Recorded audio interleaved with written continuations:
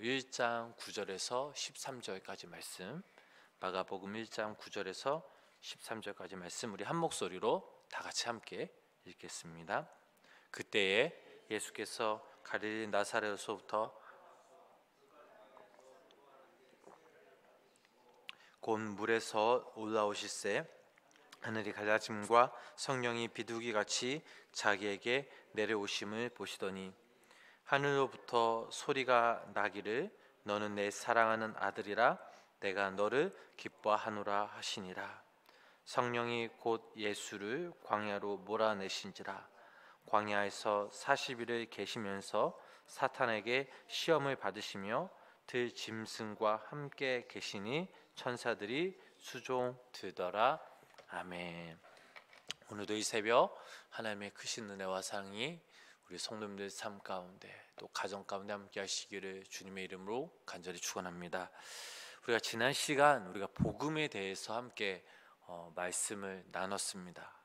우리가 이 복음은 기쁜 소식인데 이 기쁜 소식은 각자 처한 상황 또 환경에 따라 다르다라는 것이죠. 마가는 이러한 개인적인 차원을 뛰어넘어 인간에게 있어서 가장 근본적인 이 복음의 시작을 바로 예수 그리스도의 복음이라고 선포하였습니다. 즉 예수님이 구원자라는 사실에 바로 인류에게 있어서 또 우리들에게 기쁜 소식의 첫 시작이라고 선언하였습니다. 그러면 어떻게 나사렛 예수라는 이 청년이 인류의 구원자가 될 수 있는가에 대해서 마가는 예수님이 하나님의 아들이기 때문이라고 밝히고 있습니다. 우리에게 복음은 다른 곳에 있지 않죠. 바로 네 단어도 구성된 예수 그리스도 그리고 하나님의 아들, 이 단순한 문장에 이 복음이 함축되어 있습니다. 그래서 이 복음은 예수 그리스도가 주제입니다. 복음은 예수 그리스도에 의해서 또 예수 그리스도로 말미암아 이루어지고 쓰여졌습니다. 이 복음의 중심에 예수님이 계시고 구원은 오직 예수님을 믿는 믿음을 통해서만 얻을 수 있다라는 사실입니다. 오늘 본문 말씀을 보면 예수 그리스도의 선구자로서 세례 요한의 사역과 예수님의 공생의 사역을 위한 준비에 대해 기록되어 있습니다.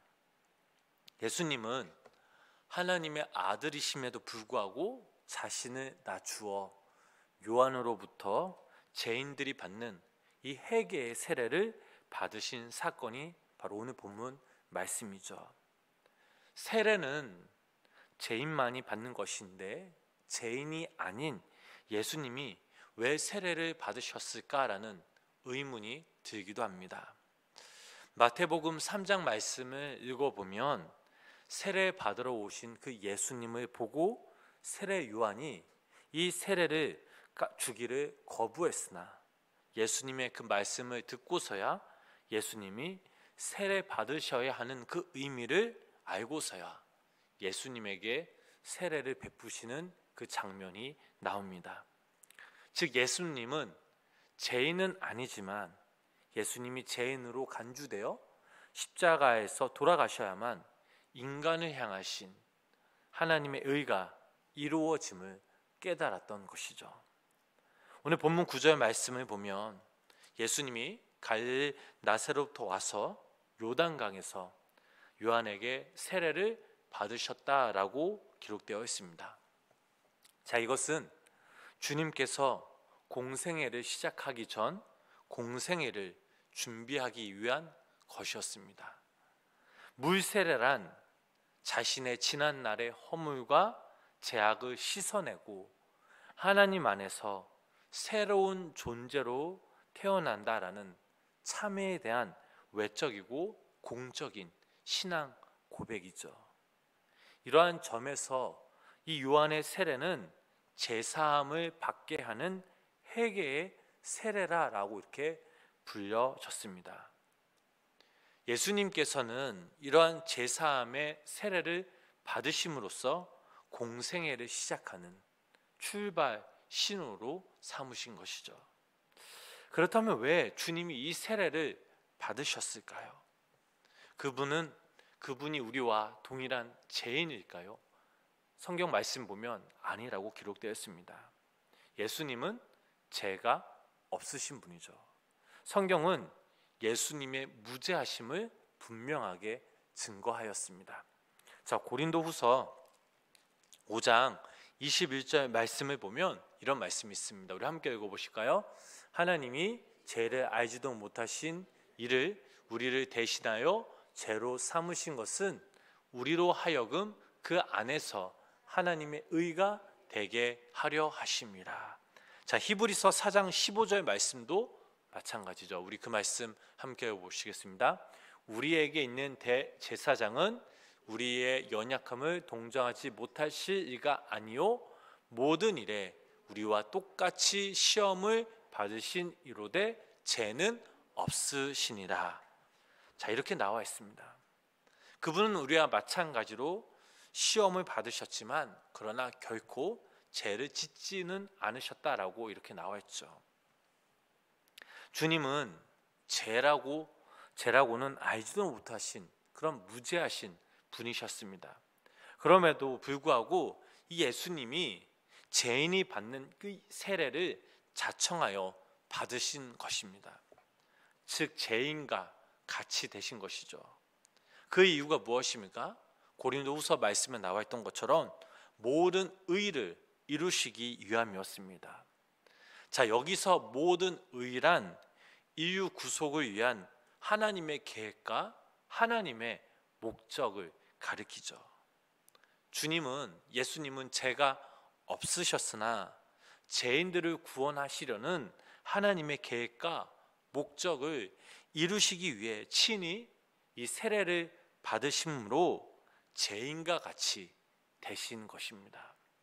그리고 이와 같이 스스로 죄인과 같이 되신 그 예수님께서는 사람들과 하나님으로부터 죄인 취급을 받으사 십자가에서 죽임을 당하셨습니다. 그래야 예수님은 하나님께서 택하신 모든 사람을 죄에서 구속하시고 그를 믿는 자마다 하나님께 의롭다 함을 받게 하셨습니다. 예수님은 우리를 위해 죄인과 같이 되셨고 십자가의 보혈로 인해 우리는 영원한 생명을 얻게 되었습니다. 그러므로 우리는 이 주님의 은총에 감사하며 또 그분의 사랑, 또 그분의 희생이 헛되지 않도록 우리 스스로 우리도 죄로부터 구별된 의로운 삶을 살아갈 이유가 바로 여기에 있습니다. 우리들도 역시 주님이 걸어가신 그 길을 함께 걷겠노라고 그 길을 따르겠다고 결심한 사람들이죠. 자, 그렇다면 우리들도 역시 우리가 포기할 것은 때론 포기할 줄 알아야 합니다. 마태복음 16장 24절 말씀을 보면 여러분들이 너무나 잘 아는 말씀이죠. 예수께서 제자들에게 이르시되 누구든지 나를 따라오려거든 자기를 부인하고 자기 십자가를 지고 나를 따를 것이니라 라고 기록되어 있습니다. 우리는 자기를 부인하는 삶, 자기 자신을 포기할 줄 아는 삶을 살아가야 될 줄 믿습니다. 때론 살아가면서 우리의 부귀와 명예와 영광과 때론 물질도 포기할 줄 알아야 합니다. 부자 청년은 자기 재산을 포기할 수 없어 주님을 포기하고 말았죠. 이처럼 우리 자신을 우리가 내려놓지 못할 것을 내려놓지 못하면 결국에는 우리도 역시 이 부자 청년처럼 주님을 포기하게 될 것입니다. 그래서 여기 모인 우리 성도님들, 또 온라인 예배를 드시는 우리 성도님들이 자기 십자가를 지고 걸어가신 그 주님의 길을 걸어가시길 간절히 축복합니다. 이 포기의 길을 가지 아니하고는 누구든지 하나님께로부터 인정받지 못하며 결국엔 천국의 그 그 영광을 소유할 수 없다라는 사실이죠. 자, 오늘 본문 12절 말씀 보면 또 이런 말씀이 있습니다. 성령이 곧 예수를 광야로 몰아내신지라. 자, 이 말씀에서 주님을 광야로 억지로 내몰렸다라는 의미가 아닌 성령님의 강권적인 역사를 나타나는 표현입니다. 자, 마태복음에서는 이를 성령에게 이끌려라고 이렇게 표현했습니다. 성령님께서 이 예수님을 광야로 인도해 내신 목적은 마귀에게 시험을 받게 하려 하시는 것이었습니다.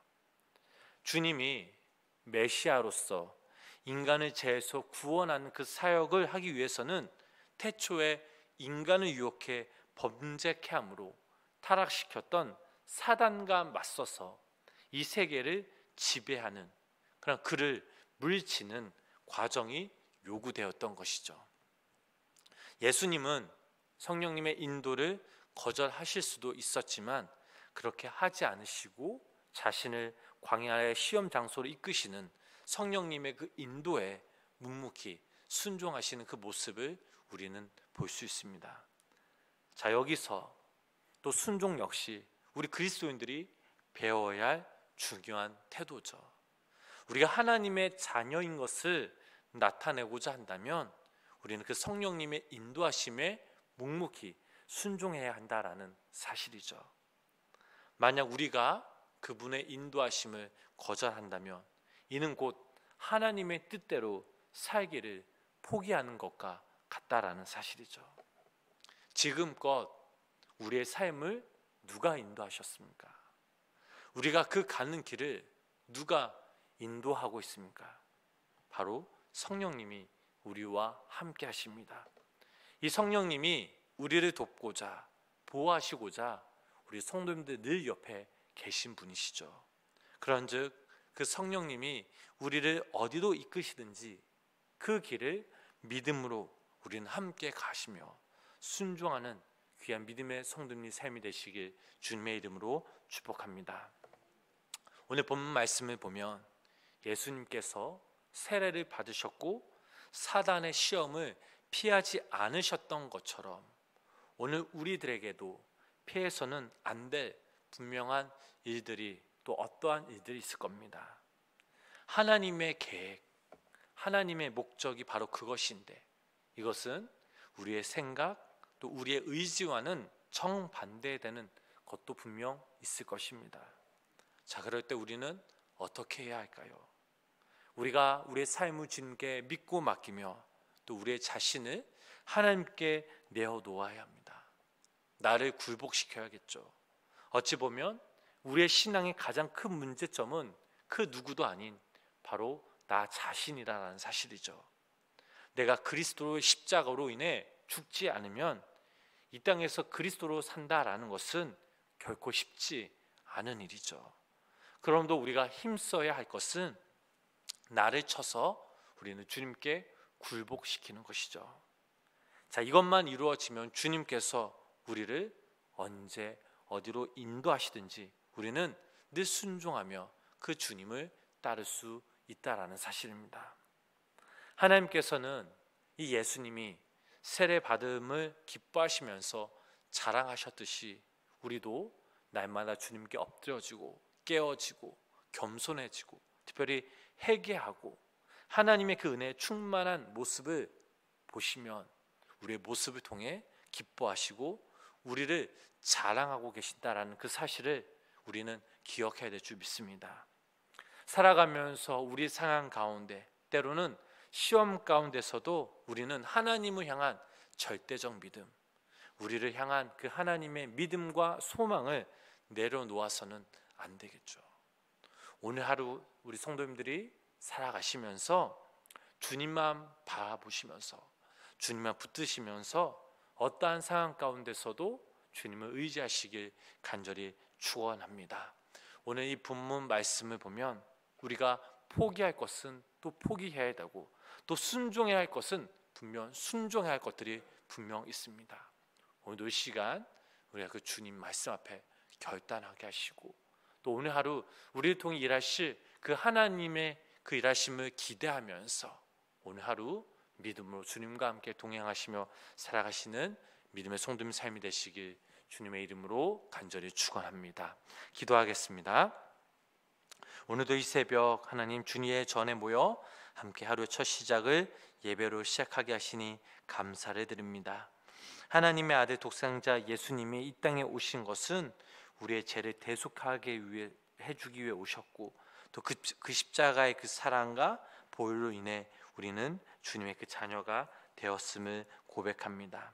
하나님, 우리를 향한 하나님의 그 사랑, 그 은혜가 변치 않는 것을 우리는 너무나도 잘 알고 있기에 더욱더 우리들 역시 하나님을 향한 이 절대적 믿음과 또 우리와 함께 계심을 의심하지 않도록 더욱더 우리에게 주어진 그 상황 가운데 더욱더 주님께 영광 돌며 주님 위에 힘쓰며 살아가는 우리 모두가 되게 하여 주시옵소서.